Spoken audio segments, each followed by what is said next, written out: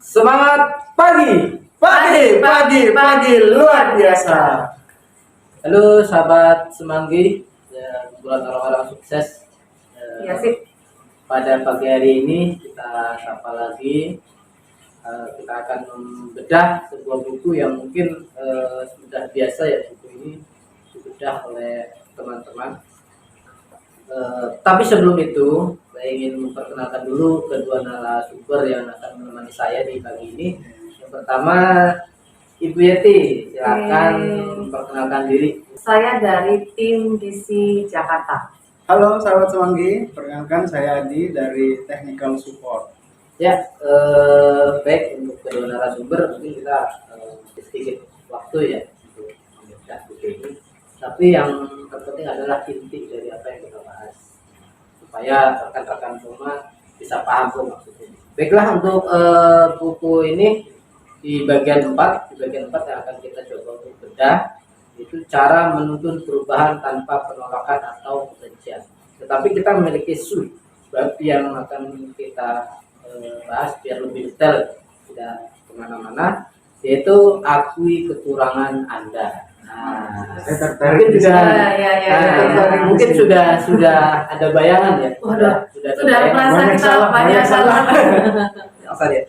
Nanti kita bedah lebih lanjut ya. Oke, mengapa sih kita harus mengakui kesalahan diri kita pada orang lain? Mengakui kesalahan di lingkungan kita, dimanapun kita, banyak ya orang yang tidak mau mengakui kesalahan, tapi mengkambing hitamkan orang. Jadi intinya gini, sebenarnya kita salah, tapi kita takut nih, udah kesalahan kita nanti diketahuin orang nih, kita lemparin ke orang ini. Nah sebenarnya orang ini nggak tahu apa-apa, nggak tahu apa tuh kok dilemparin ke dia tanpa pengetahuan. Kita intinya cari aman. Ya. Cari aman itu hanya sebatas cari aman, tapi next pasti akan ketahuan kesalahan kita ternyata kebuka sendiri. Oh ternyata kamu yang salah, kenapa selama ini kamu tidak mau mengakui kesalahan diri kita sendiri? Karena apa? Karena gini loh, kadang kita takut, wah salah nanti pasti dimarahin, ya kan? Kalau nggak kamu selama ini kok berbuat salah, berbuat ini macam-macam, pasti ada masukan-masukan yang jelek karena kita berbuat salah. Karena itu cari aman, kita akhirnya melemparkan ke orang lain.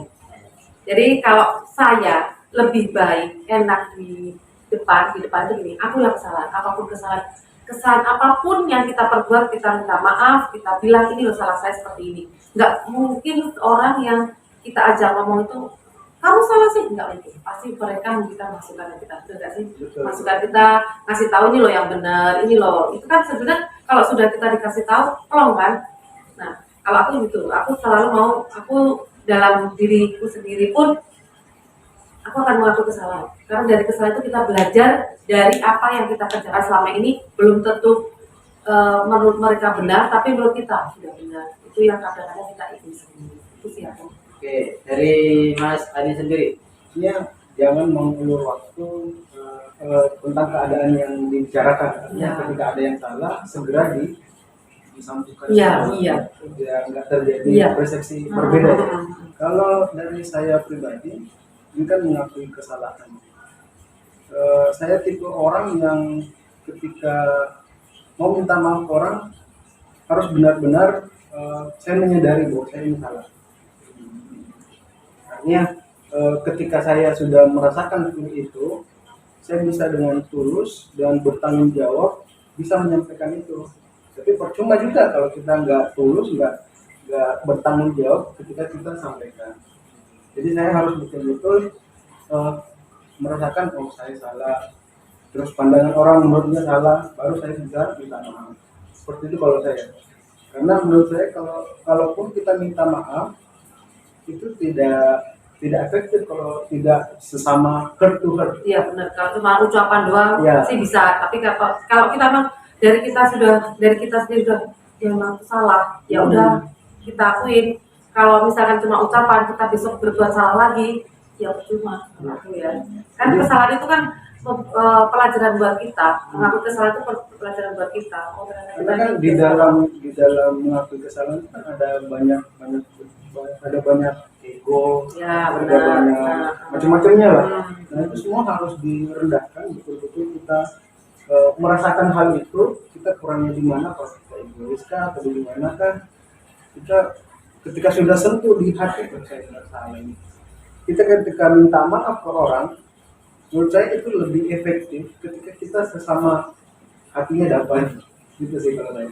Ya, jadi kalau saya simpulkan dari apa namanya, dari kedua narasumber, yang pertama, kita kadang ingin mengakui sebuah kesalahan itu takut kena jalur hukum. Ya, betul. Takut kena jalur hukum. Karena apa namanya, orang pasti hukuman itu kan punishment itu kan banyak ya, bisa kena marah, bisa kena sanksi, bisa kena apapun itu, yang jelas itu bentuknya punishment. Yang kedua, dari Mas Adi, bahwa kita apa namanya, mengakui kesalahan itu ketika memang kita benar-benar menyadari bahwa kita itu salah, dan orang itu juga merasa itu sebetulnya salah, gitu.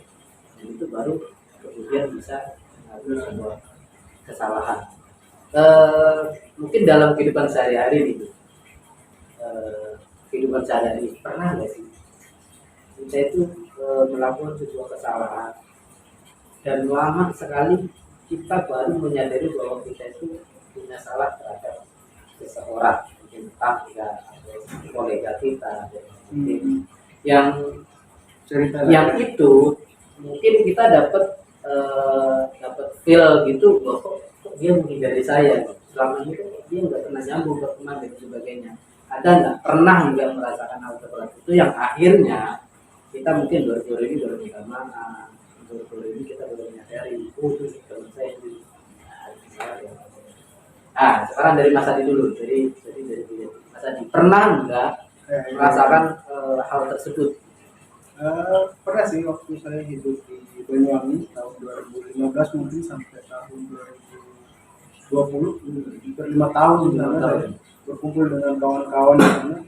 Saya rasa saya banyak salah dengan rekan-rekan saya di sana. Saya masih bocah, ikut ke orang tua atau ini. Saya sekarang Kecil ya?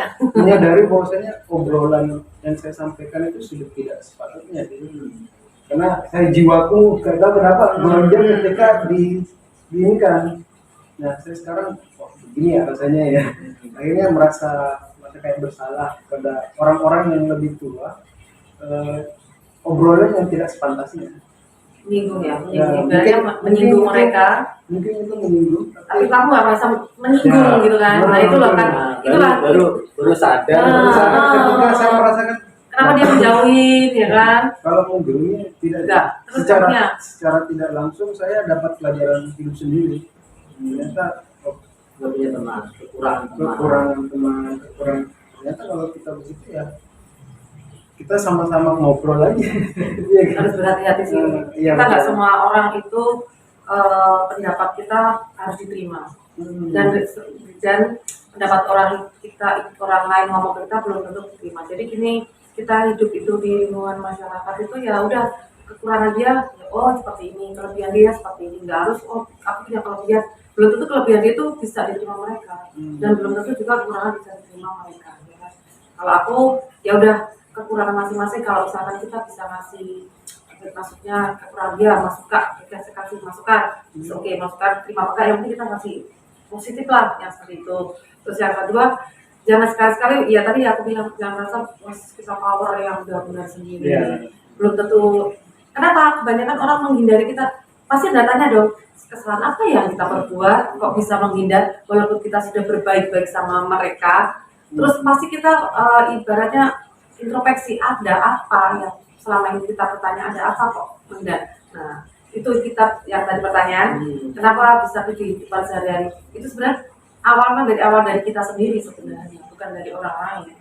Nah, kalau aku sih tidak pernah yang lama, aku tidak pernah lama sampai bertahun-tahun, enggak. Ya 1 bulan misalkan. Kalau 1 bulan nih terlalu lama juga. Kenapa ya kok? Rasa kita sendiri, gak ada temen. Iya kan? Pasti merasa kita tuh kalau merasa salah sama orang, terus tapi ya udah deh. Tapi kok kita butuh. Nah itu kita harus omongin. Kita pasti baik-baik ya. Satulah kita gak usah gengsi untuk minta maaf. Kenapa? Ya kalau sudah itu clear lagi, enak lagi. Kalau kita pendem sampai kapanpun, enak nggak sih hidup kita, nyaman nggak sih? enggak kan? Nah itu sih aku langsung aku cari, oh kenapa menjauhi aku cari kenapa ya, aku introspeksi, oh karena kemarin saya ngomong apa gitu ya. Ya udah, saya datang ke sana baik-baik ngobrol, saya pasti dia pasti terima kok.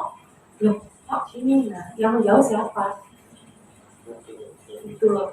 Sama juga di ibaratnya kita di kantor pun jangan ini lingkungan kantor yang setiap hari kita ketemu dari 9 to 5 ya, ibaratnya jam 9 sampai jam 5. Nah, itu lupa ya. Ya enggak usah, itu enggak ya kan. Di itu tuh apa namanya, rumah kedua bagi kita kantor itu. Buatlah kenyamanan. Kerja itu bukan buat aku super, enggak. Ya tolong, yang tidak bisa tolong dibantu, yang bisa ya Bantu. feedback aja lah, feedback. Kita tim yang harus, jangan aku ini sendiri nggak ada gunanya. Jangan ekspedisi kalau tanpa iya timbangnya nggak jalan, nggak cepetan nggak bisa seperti itu. Harus kita saling maklumi. Apa sih misalkan ada kendala yang kita omongin, oh ini kendalanya. Kalau udah terpecahkan kan enak.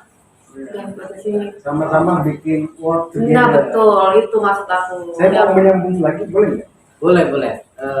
Sama halnya tadi cerita dari Bu Yeti tadi di UK itu juga ada yang namanya BED sama HV. HV mereka berkualitas sudah bertahun-tahun tapi mereka masih Ya. Nah, memiliki itu dendam maksudnya. satu sama lain yang akhirnya BED sendiri mencoba untuk mendekati HV, mengakui segala kesalahannya, bahkan si HV sendiri pun sampai matanya berkaca-kaca gitu ya. Dan itulah yang menjadi akhir apa namanya dendam di antara mereka yang akhirnya jadi satu kesatuan. Ini sangat menarik sebenarnya, tapi waktu kita apa perlu diperpanjang? Kalau dibahas sih sampai sore masih banyak Iya, ya. tentu banyak Sore. banget. Mungkin kita tidak perlu banyak-banyak, mungkin rekan-rekan kerja nanti juga akan bisa apa namanya menyimpulkan apa sih sebenarnya yang terjadi dalam kehidupan kita, bahkan kita tidak memiliki teman atau rekan dan sebagainya, atau bahkan di lingkungan kerja sendiri yang kita dijauhin gitu. Yang mungkin dari bedah buku ini rekan-rekan bisa introspeksi diri gitu ya. Kita pun juga sama gitu, bahwa kita itu makhluk sosial. Betul. Memang harus selalu berinteraksi Betul. dengan Satu baik. lagi itu mengakui kesalahan itu tidak ini kok apa ya ibaratnya Kita lemah. biar lemah enggak. Kita justru mengakui kesalahan itu adalah Satu suatu ya. kebanggaan ya. Memang kamu tuh salah. Memang kalau udah salah harus disalahin kan enggak. Jangan belajar dari situ. Aku sih gitu. Jangan ya menurut aku buat teman-teman jangan sampai malu, jangan gengsi mengakui kesalahan. Tidak ada efeknya dengan gengsi, tidak ada apapun, nggak ada ruginya gitu loh menurut aku ya. Itu aja sih pesan jangan sampai Terus malu. closing statement dari Bu Yeti. Nah, dari Mas Adi, closing statementnya ada closing statement apa yang bisa lebih meyakinkan rekan-rekan sahabat semua? Kalau menurut saya ya mengakui kesalahan secara jujur itu lebih membuat kita lebih dewasa, lebih berkarakter, mungkin lebih bisa dihargai sama orang. Menurut saya 3 itu. Jadi lebih berkarakter, lebih dewasa, sama lebih. Nah, Kayaknya kalau dibahas lebih dewasa, tapi kalau dibahas lagi masih panjang. Dewasa, lebih berkarakter dan lebih dihargai orang. Oke, jadi intinya saling hargai juga ya. Artinya kita mengakui kesalahan bukan merendahkan diri kita sendiri, tetapi itulah jiwa bahwa kita itu memiliki sebuah nilai diri. Jadi ini mengajarkan banyak hal sekali di buku Dale Carnegie ini, apalagi Dale yang season- Carnegie, ya. yang season merah ya. Heeh. Ada yang season orange juga kalau tidak salah. Di sini banyak sekali motivasi hidup dari seorang kreator. Dale Carnegie ini historinya dia. Iya. Oke. Oke, itu aja yang dapat kami sampaikan dalam bedah buku kali ini. Semoga ini bermanfaat buat rekan-rekan Semanggi, khususnya buat kami dan umumnya buat rekan-rekan Semanggi. Dan kita tutup afirmasi bersama. Kalau bisa Kau bisa, semua pasti bisa. MK Bukan semua pasti bisa. Terima kasih. Sampai Bye-bye. sukses.